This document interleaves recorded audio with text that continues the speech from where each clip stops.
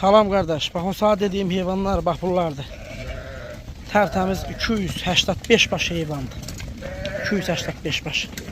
Bak bunların hamısı birinci, ikinci qarın olan heyvanlardır. Görürsən bak. Bak bunların hamısı hələ birinci qarındadır. Bak bu boz işləklərə bak bak. Şşş. Heyvanlar komda satılır. Seçmə də satılır kardeş.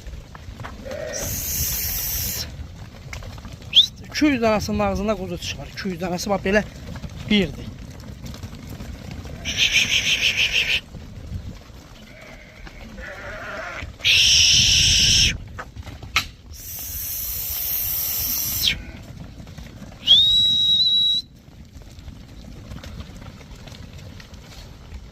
Görsən maşallah nə heyvanlardır.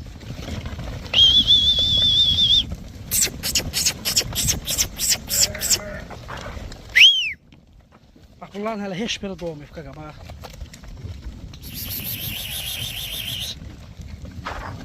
Görsən bu bozları.